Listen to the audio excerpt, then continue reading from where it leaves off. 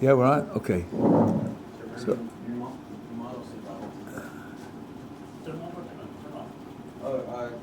should we leave the air on? it depends upon whether people are warm. If people are We warm... will probably get hot in here. Eh? We probably will get hot. I'll say leave it on. Yeah. Leave it on. Do you want to come closer?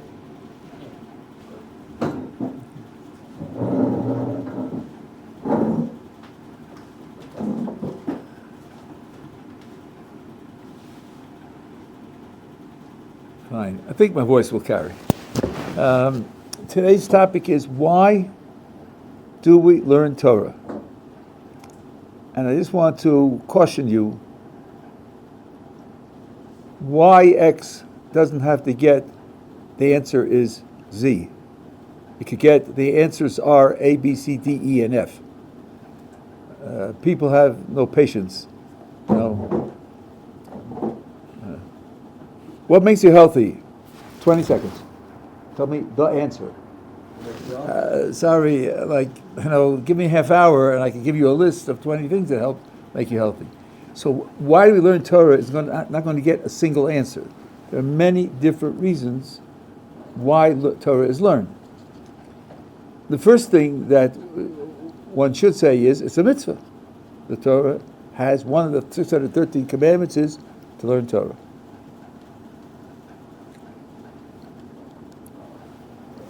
But when you study the structure of the mitzvah, you see that there's at least one other feature that's necessary to understand it. We have a rule, a general rule in doing mitzvahs altogether, and that is ha'osek b'mitzvah pater min ha'mitzvah, which means if someone's involved in doing a mitzvah and then another mitzvah presents itself to be done, he doesn't break off the first mitzvah and do the second mitzvah. Rather, he completes the first mitzvah first. Even if the new mitzvah is in some sense more important, more pressing, you don't do that. You finish the mitzvah that you're doing, and then you go and do the second mitzvah. That's a general rule, but it has an exception. And the exception is Talmud Torah. In the case of the study of Torah, the person is studying Torah, and a mitzvah presents itself, and it's a mitzvah that only he can do.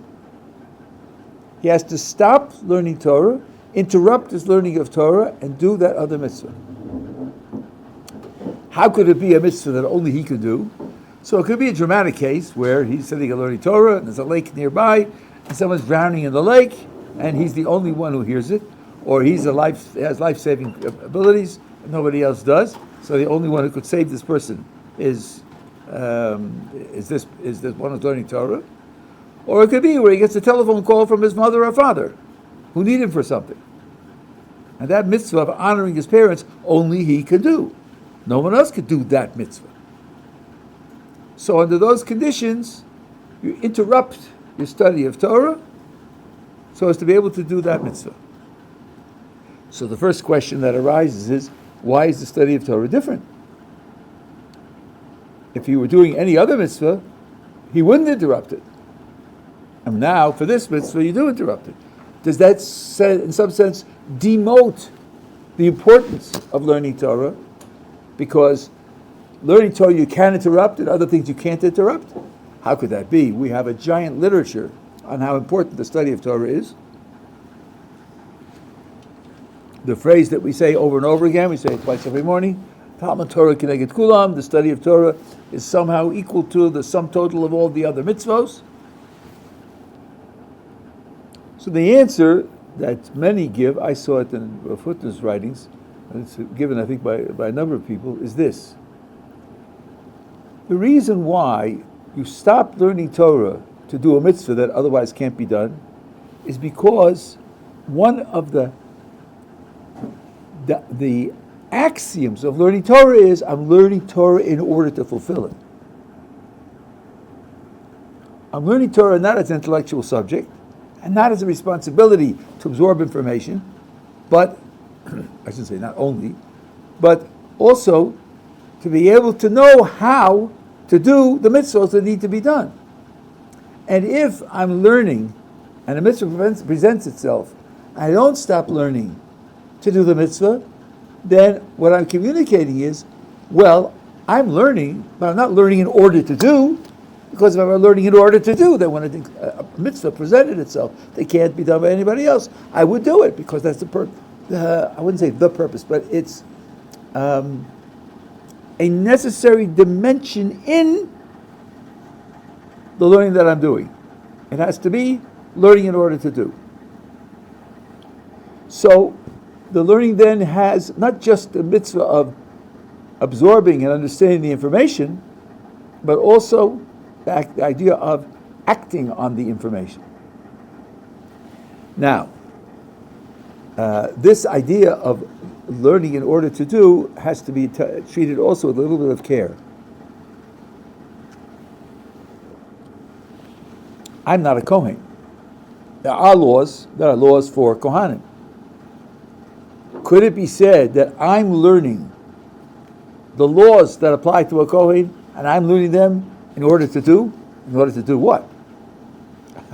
I will never do those mitzvot because I'm not a Kohen. So there are several different answers to this question, all of which expand our concept of what it means to do. One is this: every mitzvah has three dimensions: thought, speech, and action. Studying the mitzvah involves both thought and speech because studying should be done out loud. Studying, the words for studying Torah are v'dibarta bam, which means speak about them. It's one of the words that's used. So there's speech, and of course there's thought. You don't want to be talking thoughtlessly. You want to be trying to understand. So the two dimensions, 2 out of 3 of thought and speech is open to everybody. It's just the third dimension that isn't available. And this, by the way, is the answer to another question. There are 613 commandments, and in some spiritual sense, the body divides up into 613 elements, so that each element of the body, spiritually speaking, corresponds to some mitzvah. And when you do that mitzvah, you give some kind of spiritual nourishment to that part of the body, and then the question re-arises, but I can't do all the mitzvos. And if I can't do all the mitzvos, do those parts of my body not get that nourishment? And one of the answers is, well, each mitzvah has 3 parts, and I can do 2 out of the 3. I can study it, and I'm using both thought and speech on those 2 dimensions of the mitzvah I do have, and with that I can also give nourishment to that part of my body. So understanding that there are these 3 elements helps to explain why I could be involved in learning the laws of the Kohanim in order to do what's available to me. Then there's a second sense. Mitzvos are social. Included in the mitzvos, there's a responsibility for other people's mitzvos. So, and in general, there's a general responsibility for other people's mitzvos. So if another person needs to do the mitzvah, and I know how to do the mitzvah, I have a responsibility to enable him to do that mitzvah. So I could be studying the mitzvah in order to help other people do it. There are a few quite dramatic examples of this. There is a disease, a spiritual condition called saras, which has splotches of different color on the skin. It's sometimes translated as leprosy, but doctors tell me that the symptoms that we have in the Torah are not the symptoms of classical leprosy.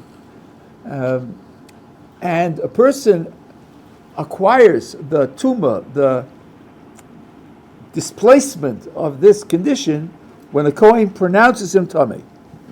He has the same skin condition before the Kohen says tamei. He's not tamei.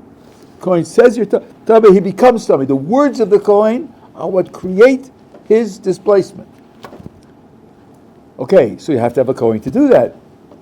Suppose in your town, the only Kohanim that are there haven't studied this, and they can't recognize what types of skin developments qualify for tumah or not. Oh, but there's a Jew who isn't a Kohen, and he knows. He studied it. So here they go, the pair of them. The Jew, the non-Kohen scholar who knows the appearances, and the Kohen who knows nothing. They walk together, and they see the fellow, and the non-Kohen scholar looks at him and says, Sir Kohen, that's it. That's the stuff. There it is. I recognize it. He definitely has the qualifications for Taras. And then the Kohen says, you're tummy, and he becomes tummy. That works. The Kohen doesn't have to know it for himself. He can trust the scholar, who isn't the Kohen, who tells him that it is the kind of skin arrangement that qualifies for Taras. And then he says it, the person becomes tummy. So what's the scholar doing? When he's studying the laws of what makes the skin into the qualification for Taras, he can't do anything with that other than to help the Kohen do his job of saying tummy. So studying in order to do can be studying in order to contribute other people to what other people are doing.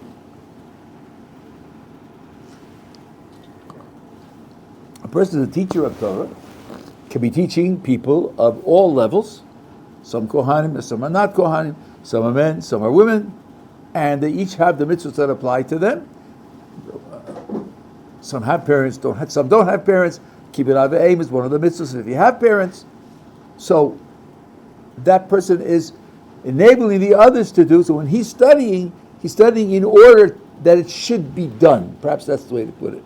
He's studying so that it should be carried out in action. That's the second dimension. There's a third dimension in the way in which studying is connected to action. The Gemara records a disagreement between Rabbi Kiva and Rabbi Tarfon. What is superior, study of Torah or performance of mitzvos? Each one took a position. The assembled company said, great is Torah because Torah brings you to the performance of mitzvos. Let's see. Let's try to figure this out. What's bigger, A or B? One says A, one says B. The assembled company says, A is big because A brings you to B. Hello, what kind of answer is that? Want to know which is bigger? A can't be bigger than B because A brings you to B. That can't be the reason why it's bigger than B. So Rashi there says something very, very interesting. He says, A brings you to B, Nimtza Shnehem Biyado. He ends up with both of them in his hand. Says one of the commentaries on Rashi, Rashi's telling you that the assembled company didn't answer the question. The assembled company, in a certain sense, dismissed the question. Why do you want to know which is bigger, A or B? Why would you ask that question? Where are you sitting in life that you ask? Usually, when you ask which is bigger, is because you can only have one. And you want to know which one to invest in. You want to invest in the one that's superior. But if you have an option to have both, forget about which is bigger. Don't invest your time in that. Just do what'll get you both. So Godel Talma, maybe the Maisa, means what you should invest in practical terms, is study of Torah. Because if you do that, you'll end up with both the study of Torah and the performance of mitzvos. That's the Gemara in Kedushin. As a matter of fact, this question of which is bigger arises again at the end of the first chapter of Bava Kama. In a context there where you do need to know which is bigger, talking about praising a person after his death, what kind of praises are the highest praises. And there Rashi and Rabbeinu Tam disagree as to what the absolute ultimate answer is. Whether the answer is that Talmud is bigger or Talmud or Mice is bigger. The Gemara in Kedushin is telling you that when you're studying Torah, you're investing in practice because the study of Torah will bring you to the practice. This is now, I would say, a different dimension from what was said before in the name of Rav Hutter. Rav Hutter is a law. You're studying, a mitzvah presents itself, no one else can do it, so the law is, stop studying and go do it. Here, it's that it will mold you. It will mold you and form you in such a way that you're naturally drawn to do mitzvos, and you'll end up with the double profit. So these are some of the reasons, the ways in which the study of Torah is related to the performance of mitzvahs. We're together so far. But that's one dimension. Another dimension is this. The study of Torah is supposed to teach you how to think like a Jew. How to think the way the Torah wants you to think. Not just absorb information, not just to know facts, but to be able to think. I remember, I don't know if it's continued in practice, but I remember maybe 30 years ago, there was a revolution proposed in medical education. Medical education is 98% memory. Just memorize these facts or learn these procedures. And the thought was, how about having problem-solving sessions where you have to think something through where the answer isn't given to you? So they would have a seminar and they would present symptoms and they would ask the students, what would you decide is the malady based on these symptoms? And then they would discuss it and say, why did you take the blood pressure that way? Why didn't you use the stem cells or that way? What about the white cell blood cell count? Why did you do that? So as to enable the doctors to think something through which they haven't been taught. Now, I come from philosophy and logic, so I thought that was a great idea. I don't know about medicine, maybe it wasn't a great idea. But one of the things that study of Torah is supposed to do is to enable you to learn how to think things through the way the Torah wants you to think things through. And this is the answer to the question, which often arises. If you'll ever study Maimonides' Code of Law, he did a gigantic job. He reorganized and reanalyzed the sum total of Jewish law, including the non-applicable laws, the laws of the temple, the laws of sacrifices, laws of kings, and so forth and so on, into 14 grand categories, and the categories into subcategories, then organized them into paragraphs. And it's the entire corpus of Jewish law. And it's very well organized, and it's written in straightforward Hebrew. And people ask, why wasn't the Talmud written that way? Why is the Talmud so difficult? And yes, it's very difficult. First of all, it's in two languages, it's in Hebrew and Aramaic, and the original text has no punctuation, and there's a lot of code terms there, and you can have 10 subjects on one page, and that means you have to stretch your mind to keep in mind all these different subjects and how they relate. It's really quite difficult. Why didn't the editors of the Talmud produce a document like the Rambam's document? And the answer is, one of 16 answers is that they wanted to help you learn how to think things through like a Jew, not just to know the answers like a Jew. And in fact, much of the Talmud is quotations of arguments that people had. Quotations. Rava said this, and Rabbi said that, and Rabbi, their teacher, said this, and they answered him back. Their learning was through conversation. The teacher would teach, and the students would ask questions and debate and analyze. So they wanted to introduce you to that process so that you'll be able to come to think in this way. And that is a struggle. It's a real struggle. Especially if you're 16 and your mind is still forming. So then maybe it's easier, especially if you're 12. But if you've studied something or other and you become good at it, you have a degree in it, that becomes natural to you. That's naturally how you think about things. And then you come to the Talmud, and the Talmud requires a different mental set, a different mental strategy, then it will be a strain. I know that personally, because my field is philosophy of mathematics. I think a lot like a mathematician, and mathematics has a certain structure, and the argumentation in the Talmud isn't like that. It just isn't. I remember sitting in a shiur, a professor of mathematics at Harvard, Shlomo Sternberg, was a gigantic genius, and he was teaching the tractate Nedorim, and Nedorim has in it a concept of a prohibition that applies to the agent who would violate it, and a prohibition that applies to the object that is attached to it. Isur chefetz and isur gavra. And I asked him, how do you define those terms? And he said, we don't, and just kept going. I thought, what? Wait a minute. You don't? I mean, if you don't define them, you don't know what you're talking about. I mean, how can you just keep going? And he was a mathematician.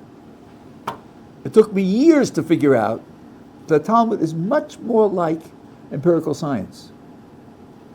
In empirical science, the great scientists who are working on problems don't start with definitions, they hope to end up with definitions. They have data, they're trying to explain it, they're looking for the concepts that will work. Are electricity and magnetism two different phenomena or two different aspects of one phenomenon? Said Maxwell, the electromagnetic theory says they're two elements of one theory. That's in a mature science, you refine your concepts, revise your concepts. So the definitions come at the end, not at the beginning. Well, it took me a long time to learn that, to relate to that, because I wasn't trained that way. It's learning to think the way a Jew has to think. Now, this is not only because you should be able to think the way Jews think, so as to understand the corpus of information that we have, corpus of legal information, other information that we have, but also it's a way of looking at life. It's a way of looking at life. I want to tell you a story that happened to me many years ago. I had the privilege of spending a year in the Yeshiva of Sikushalevsky, Shlita. And after I left him, there were times when we would meet, on walking in Levias or wherever it was. And once he asked me, we're going to say it on Wednesday, Hashem and tell him, David Melech writes, I said in my haste, man does not fulfill his potential. So he asked me, what does kozev mean? And Baruch Hashem, I knew what the Gaon of Vilna said about that. Kozev means something that doesn't fulfill its purpose. Mayim kozev means where you have a well, a spring, and a spring gives water, and then suddenly one day it goes dry. That's mayim kozev. You learn to rely on it. It sort of has a promise of being able to serve you, and then it dries up. So he says to me, and do you think David Melech changed his mind? I said, well, it says he said in his haste. So I guess what he said in his haste. Later on, when he had more time, he thought about it. Yes, I think he changed his mind. He said, you're right. And look at the verses afterwards. I exalt Hashem and I raise the cup of wine to sing praises to Hashem and so forth and so on. So he said, what happened? So he said, consider David Melech's childhood. But this is really astonishing. David Melech's ancestor was Rus from Moab. We have a rule. A Moabi cannot marry into the Jewish people. He can convert, but can't marry into the Jewish people. What about David Melech's father? He comes from Rus. So, he married a Jewish woman. Well, there's a law. There is a position that this prohibition against the population of Moab only applies to male Moabites, not the female Moabites. So coming from Rus is not a problem. But not everybody agreed with that. Not everybody relied on that. You read Sefer Rus, the Ploni Almoni there was worried about that. That's why he didn't want to marry Rus. So, and it's generations, and now here's David Melech's father. David was not born yet. And he thinks, I come from Rus. Is it right for me to marry a Jewish woman? He already has 6 sons. He's been living but now he becomes worried about it. So what to do? Well, I don't know. I don't know what the law is, so I can't keep living with my wife. On the other hand, if I divorce my wife, if I separate from the family for this reason, I will thereby disqualify my other sons. I'm not sure this is right, so I have no right to do that to them. So here's the arrangement that he set up. He continues living in the house. and continues being the head of the family, but he separates physically from his wife. And then he takes a slave woman, and he says to her, if I'm not qualified to live with a Jewish woman, I'll live with you. If I am qualified, I free you from slavery, and you become fully Jewish, and then I'm living with you as a Jewish woman. I free you on condition, and then he's living with her. That's how he's living in the house. Somehow, his wife knew that she had to bear him another child. There's a long story about this. According to Rabbi ben Rambam, we could say it's Ruach HaKodesh. She knew that had to happen, and she knew her husband wouldn't agree to it. So one night, she switched places with the former slave woman. One night, without telling him. And she became pregnant. Look at this through Yishai's eyes. My wife is pregnant. How did that happen? I'm living with the former slave woman. How did she become pregnant? It must be that she committed adultery. It must be. There's no other solution. So then, that's how King David was born. His father was convinced he was a mamzer. Just think of that. His father was convinced that he was a mamzer. Well, his father couldn't bring himself to treat him like the other 6 sons. Now, nobody knows. The other sons don't know. The people outside don't know. He's just another woman whom was born to Yishai's wife. But people sensed there was something funny. And King David writes, when I was a child, anything went wrong in the village, they blamed it on me. Anything was broken, they blamed it on me. It was stolen, they blamed it on me. Because it's clear that something's wrong there. To the extent that when the prophet Shmuel comes to Yishai, and because Baruch Hu says, tell Yishai, one of your sons is going to be king. So Shmuel says to Yishai, call in all your sons. And he calls in 6. Because Yishai thinks he has only 6 sons. And Shmuel takes a look at them. He thinks that the oldest ones, oh, look at him. He's certainly worthy. And God says, forget it. You're making a terrible mistake. You don't see his heart the way I do. And God disqualifies all 6. So Shmuel says to Yishai, you don't have any more sons? Yishai says, no, we don't. And Shmuel says, it can't be, because Hashem said one of your sons is going to be king, and all of these 6 are disqualified. So in confusion, in shock, Yishai calls in Dovid, and Shmuel says, he's the one. Yishai says, but he's not my son. I know he's not my son. That's how you know things, right? Half of what you know is not true. So, but Shmuel said, so it goes on. Later on with the famous fight with Goliath, the giant, right? So when David comes out to fight with Goliath, his older brothers say to him, go back to the sheep. That's where you belong. You're coming out here to see the war, to see the spoils of war. The prophet said he's going to be king. They can't accept it. They can't accept it. Can you imagine David growing up like this?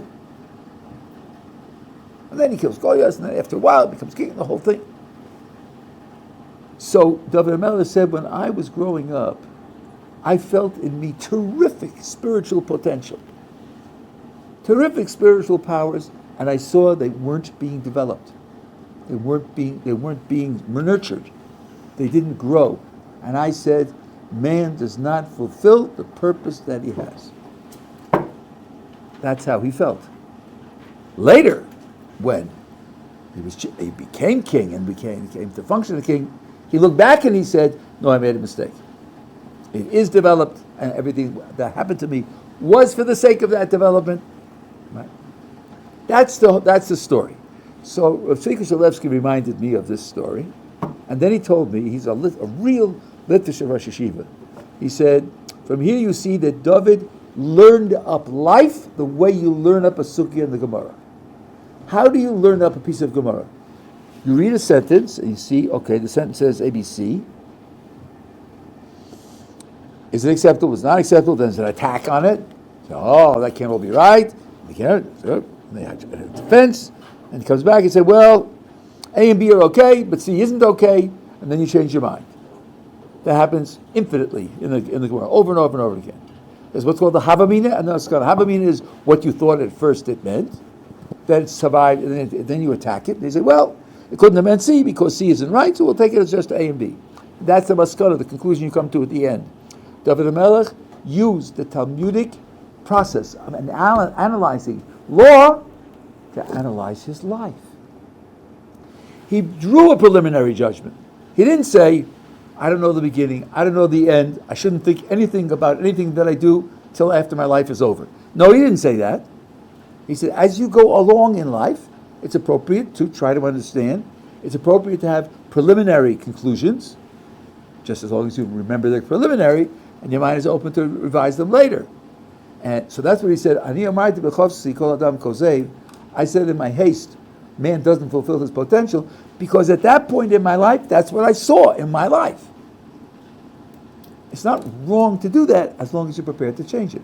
And later he changed. So Tzvika Shalefti is telling me what we call the Talmudic method, which is, 1,000 years after King David, he was using to analyze his life. So that what you learn in studying Talmud is not just how to analyze Talmud or how to analyze law.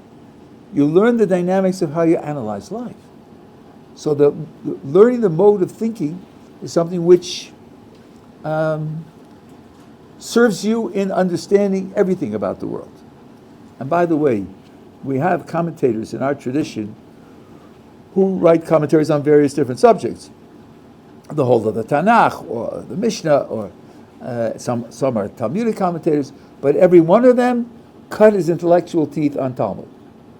If he wasn't expert in Talmud, we wouldn't have listened to anything he said. If we are the people of the book, which isn't our designation, it's one of the designations of the Enlightenment Yiddishists, we're the people of the book is the Talmud. Everything that we see through the eyes of the Talmud. So that's another element in what in how the Torah is learned. Then there's another element.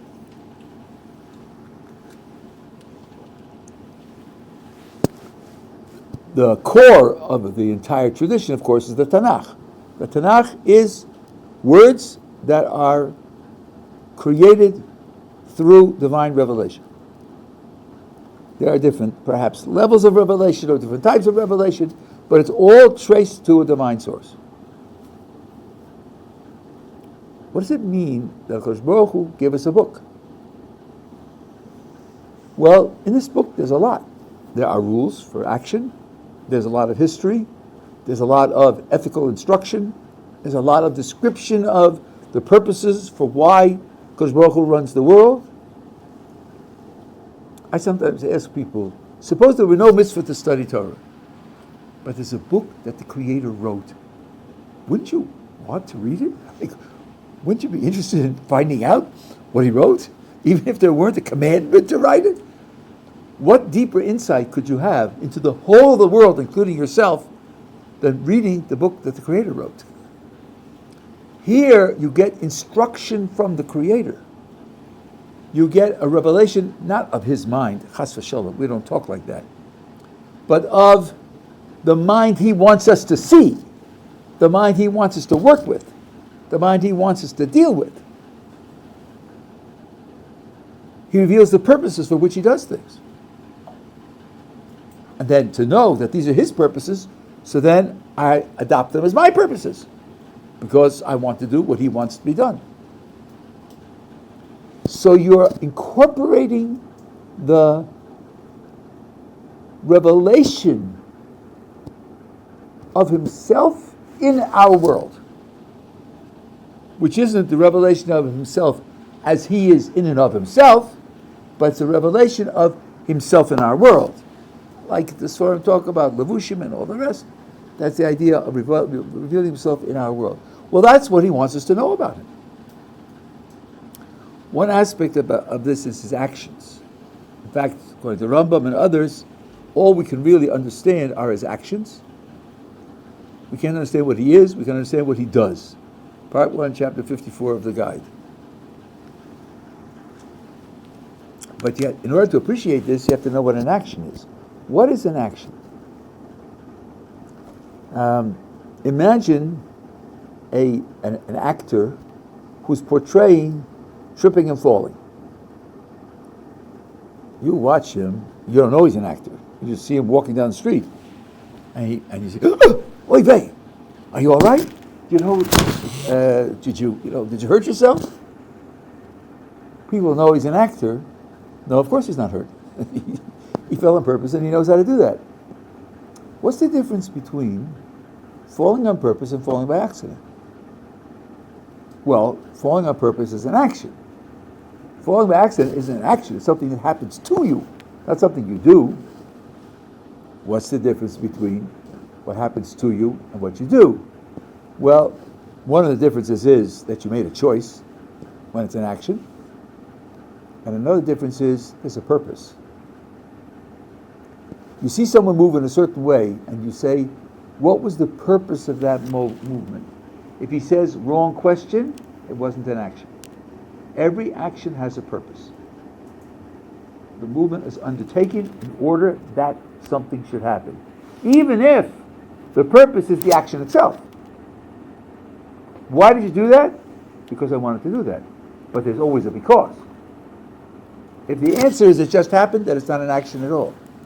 So if we are able to understand the Kodesh Baruch Hu's actions, by the way, understand means because he told us. I'm not talking about inventing this or discovering this or intuiting this. He described it, but we can understand it.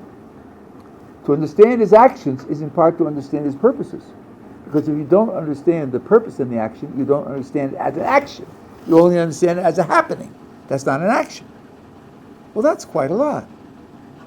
And the Rambam, again in that chapter that I mentioned, quotes a verse that says, Moses says to HaKadosh Baruch Hu, "Hareini no asdrachacha," show me now your way. It's spelled there with Aviyud.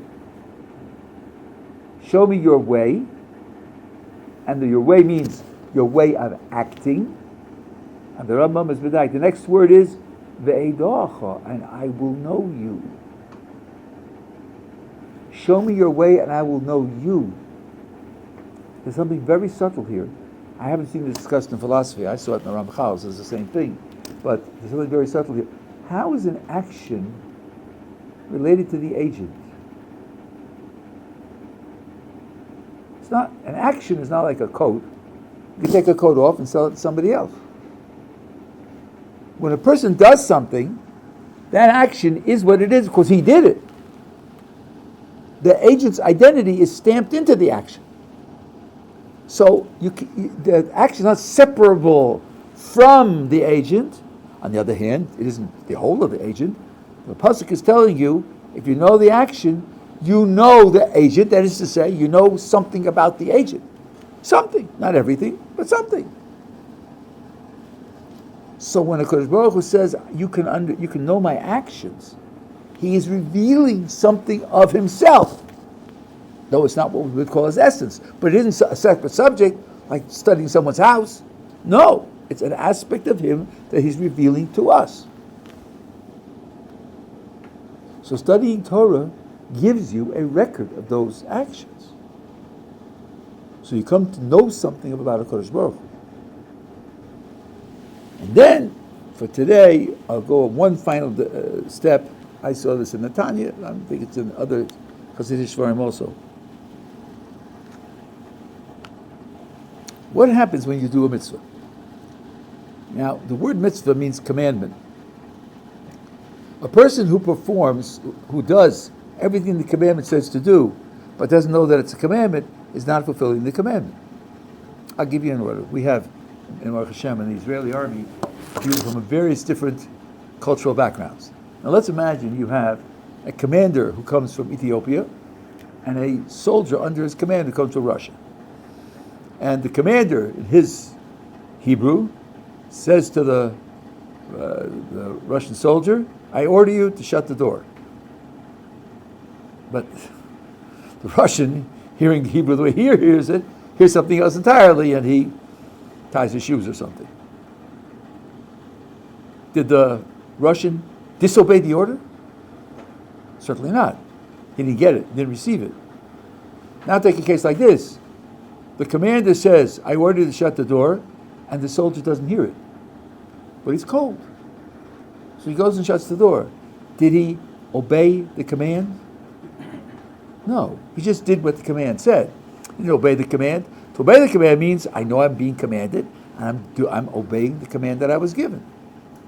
So to perform a commandment, if the commandment says give charity, and this person, out of his own generosity, gives money to the poor, he hasn't performed the commandment. He hasn't done the mitzvah. So when you do a mitzvah, you're taking a Kodesh Baruch Hu's command and making it the source of your action. The Tanya has a very dramatic expression of this. Your being becomes an instrument for Hashem's command. You're the lavush for that pnimius. You are the thing that expresses Hashem's command in the world. That's a very intimate kind of partnership where it's His command that you bring into action. That's a kind of relationship with the Kodesh Baruch Hu that is an exquisite relationship. And I'll give you an illustration of this. There's a statement in the Talmud which occurs many times, and you hear it many times. Gottlieb ma'aseh min ha'oseh. That means if A enables B to do a mitzvah, A gets greater reward than B. Gottlieb ma'aseh min ha'oseh. But once in the Talmud it says Gottlieb ma'aseh ke'oseh, that they're equal, not bigger than. One of the commentators explains what's the difference between being equal or being bigger than. And he says there are two types of cases where A can be the one who enables B to do the mitzvah. One case is where B wants to do the mitzvah, he just doesn't have the means to do it. It's Sukkot, he doesn't have a lulav and esrog. I have a lulav and esrog, and he tells me, I'm stuck, I don't have, could you help me? And I say, sure, use mine. When I enable him to do the mitzvah he wants to do, then we're only equal. We're only equal. But let's suppose he doesn't want to do the mitzvah. He's not interested in the mitzvah. And I convince him to do the mitzvah, and he does it, then my portion in what he does is bigger than his portion, because I provided him with the idea. I provided him with the motivation. I provided him with the will. I created the inner decision to do it. That's where the essence of the act lies. It lies in the inner decision.